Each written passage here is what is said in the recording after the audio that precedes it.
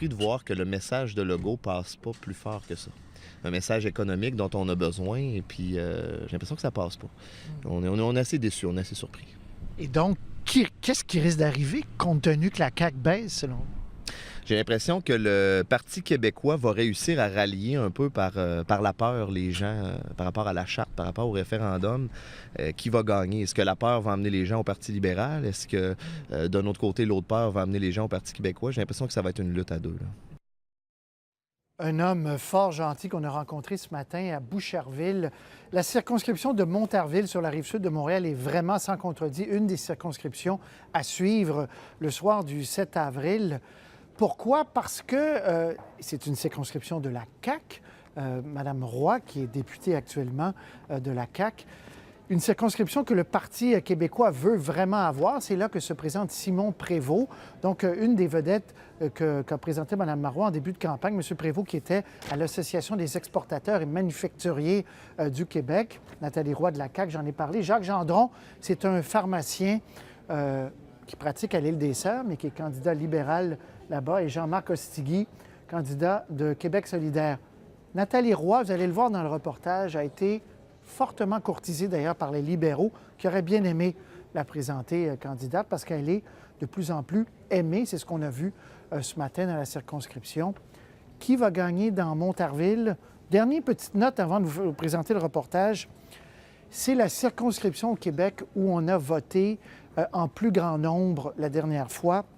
88 le taux de participation à Montarville. Une circonscription assez aisée également, une des plus aisées au Canada, en fait, au Québec, évidemment, donc avec un revenu moyen de 56 000 $. C'est Boucherville, c'est Saint-Bruno. Alors, voici ce que ça donne. On a rencontré les trois principaux candidats. Nathalie Roy, c'est plus dur cette fois-ci, disons-le. Toute campagne électorale est dure. La première fois, disons que j'ai trouvé très dur parce que c'était la première fois de ma vie que je me lançais en politique. Je n'avais jamais fait ça. Donc, on découvre un monde qu'on ne connaît pas. Mais effectivement, c'est difficile. Ne serait-ce que la température. Aujourd'hui, il fait soleil, on est gâtés, mais c'était quand même moins 15 ce matin. C'est difficile dans la mesure où c'est une campagne électorale, mais une campagne qui n'a pas d'enjeu.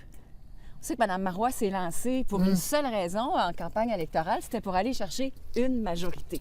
C'est ça l'enjeu pour Mme Marois. Mais c'est pas une campagne avec un enjeu qui tient à cœur aux citoyens. Il y a plusieurs choses, puis ça va dans toutes les directions. C'est pas une élection référendaire, c'est une élection sur un programme gouvernemental. Est-ce que vous avez besoin de le répéter souvent, Simon Prévost, le fait que ce n'est pas une élection référendaire? Bien, ça a été plus au début de la campagne. Là, actuellement, ce dont les gens me parlent, c'est vraiment des enjeux beaucoup plus locaux. Eux, ici, Boucherville et Saint-Bruno, c'est deux endroits où les gens sont très fiers. Et c'est des gens d'un certain standing, très attachés à leur région. Ils veulent de la prospérité, ils veulent des emplois, ils veulent de plus en plus travailler sur place. De moins en moins aller à Montréal, on peut les comprendre. Et ça ne va pas aller en s'améliorant. Donc, milieu de vie intéressant, création de richesse, d'emplois, prospérité, ça, on sent que le discours glisse vers ça. Les discussions que j'ai avec les gens, c'est beaucoup plus ça, parce qu'à la fin, ils savent bien qu'on va avoir un gouvernement. J'étais membre de plusieurs comités, j'étais à l'Ordre des pharmaciens, GCG. Je me suis dit, non, je fais le saut au niveau à être député avec l'équipe Couillard, parce que premièrement, c'est des valeurs, puis je voulais tout simplement apporter quelque chose au niveau... je voulais apporter ma brique dans ce tissu social. Pour ne rien vous cacher, moi, je suis péquiste. Ben oui. Alors, c'est pas... je trouve que Mme Marois a de la difficulté à faire passer son message. Et les opposants là, en profitent gaiement. Alors, moi, ça me fatigue en ce sens qu'on entend tout le temps parler de la même chose et pas des choses importantes.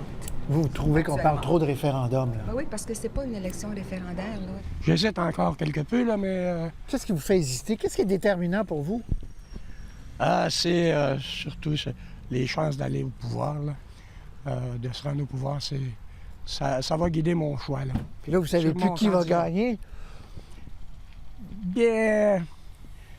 Moi, selon moi, là, c'est les libéraux. De quoi les électeurs ici vous parlent? Je restais extrêmement surpris.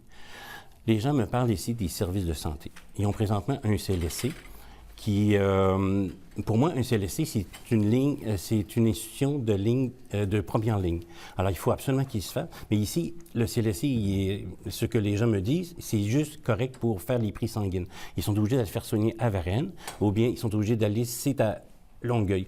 Ici, il n'y a pas de clinique médicale de GMF, le groupe de médecine familiale. Alors ici, il y a vraiment un besoin urgent au niveau de la santé. Comme par exemple, il n'y a aucun pédiatre ici. Puis Boucherville, puis Saint-Bruno, il y a quand même beaucoup de jeunes familles. Vous savez, c'est quoi le problème ici? Boucherville et Saint-Bruno forment Montarville, un nouveau comté depuis 2012. Ce sont des gens qui travaillent très fort, beaucoup de professionnels, travailleurs autonomes, entrepreneurs, belle diversité de gens qui traversent les ponts. Là. Ils prennent Hippolyte, Jacques-Cartier pour aller à Montréal pour aller travailler, la plupart d'entre eux.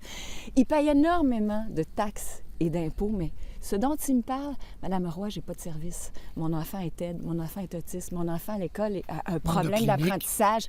Mais même à l'école même, les gens paient énormément de taxes et les petits n'ont pas les services auxquels ils ont droit. Et ça me touche beaucoup. C'est quoi votre argumentaire là, quand vous sonnez aux portes? Bien, écoutez, le meilleur argumentaire, c'est ma feuille de route. Ça fait 25 ans que je suis dans le milieu du développement économique, dans le milieu de l'économie. Donc, je leur explique aussi dans les 10 dernières années où je travaillais de près avec les entrepreneurs, je sais comment ça se crée un emploi, je sais comment ça se maintient et on a la politique qui vient soutenir ça. Et pour le comté, il y a un élément qui est majeur, c'est l'électrification des transports. Ici, là, il y a vraiment un pôle de croissance dans l'électrification des transports et ça, c'est ni la CAQ ni le Parti libéral qui peuvent en parler parce que ce n'est pas sur leur écran radar. Ils n'y croient pas et nous, on y croit pour la région. Et justement, sur le front économique, emploi, qu'est-ce que vous leur proposez que le candidat libéral ne leur propose pas ou la députée, Mme Roy, ne leur propose pas? Bon, d'abord, il y a l'équipe. Ça, à mon avis, on a vraiment une équipe qui est solide. Puis on a déjà un plan de match. Hein. Il y a une politique économique qui a été déposée l'automne dernier, qui est extrêmement bien faite. D'ailleurs, c'est pas étranger au fait que je suis maintenant au Parti québécois. Je l'ai regardé attentivement, cette politique-là. J'en ai d'ailleurs discuté avec le gouvernement dans mes anciennes fonctions. Une politique qui est bien alignée. Donc, les gens le sentent. Actuellement, ce qu'on a, c'est du concret, une vraie politique qui est en place, qu'il faut continuer à mettre en œuvre. Les autres partis n'ont rien de concret, certainement pas la CAQ. Il n'y a aucun programme économique, sinon de vouloir donner une fois 1 000 $ à tout le monde. Alors ça, c'est pas très utile. Hein. D'abord, on n'a pas les moyens, mais en plus, l'année prochaine, il n'y a pas un deuxième 1 000 $. Hein. Et qu'est-ce qui motive votre choix, là? Qu'est-ce qui est le plus important? Bien, pour moi, c'était, disons, il y a l'économie et il y a également la charte, les deux. Donc, vous penchez vers le Parti québécois? Un petit peu plus, oui. À cause de la charte? Oui. Et est-ce que le référendum vous freine? Non, ça ne me fait pas peur du tout. Parce que je sais que, d'après les sondages, on n'est pas prêt. Même moi, le référendum, une séparation, on pense un petit peu peut-être à un divorce entre deux partis. Je pense qu'on perd dans les deux côtés. Alors, pour moi, non. Là. Si on nous le dit, je vous aime, mais j'ai peur d'un référendum. Nous, on n'en veut pas de référendum. Alors, il faut leur expliquer qu'un vote pour la CAQ, c'est un vote contre un référendum. Les gens, je pense qu'ils étaient peut-être prêts à voter pour un gouvernement Parti québécois, mais ils ne sont pas prêts à aller au référendum. Le goût, il marche pas. Ça va pas de l'avant, ça. Disons.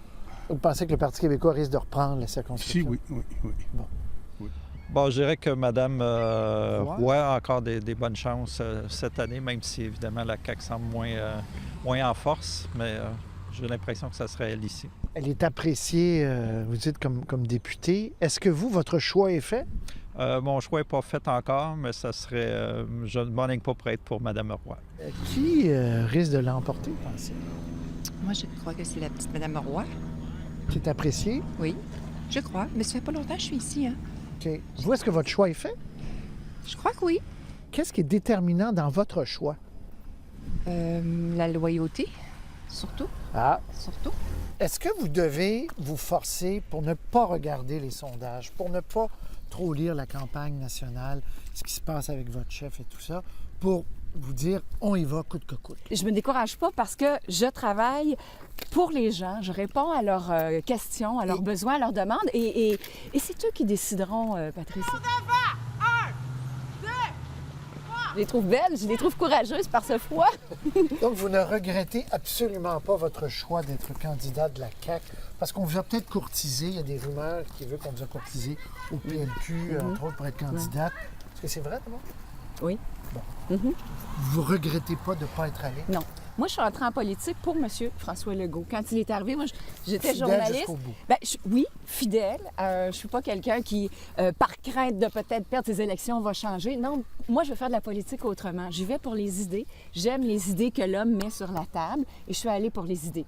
Mon défi, c'est d'être partout à la fois. d'ici 2 semaines. Et de leur dire que ce n'est pas une élection référendaire, de le répéter aussi. Bien, de le répéter, c'est quoi la priorité? Au niveau national, on voit que c'est un poids, là.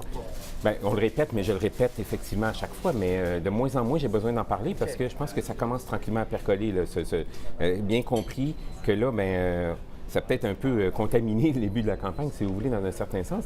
Mais je pense que Mme Marois a été ferme au débat. On va continuer de le répéter. Puis après ça, quand on rentre dans les relations, on se dit, qu'est-ce qu'il y a pour moi, dans le fond, dans votre programme? Puis là, on n'est plus sur la question référendaire. On est sur la question de la création d'emplois et de la qualité de vie dans la région.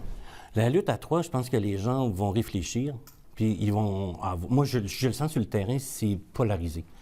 Entre vous et le Parti québécois? Oui. Oui. Au niveau de la CAQ, les gens, ils m'en parlent presque pas parce qu'ils disent, Jacques, si on vote la CAQ, même si Mme Roy, elle est vraiment dynamique ici dans la région, on va être en 3e. Ils ne veulent pas s'y retrouver, c'est en position. Puis moi, je leur dis, ma position, c'est agir local, penser global. Moi, ma job, c'est de prendre ces dossiers, les assimiler, discuter avec les gens, les porter à l'Assemblée nationale, les rediscuter, les défendre, puis revenir ici. Bien, bonne fin de campagne. Merci beaucoup. On va suivre ça avec beaucoup d'attention. Bonne fin de campagne. Merci beaucoup. Merci beaucoup. Ça fait plaisir. Bonne visite. Merci.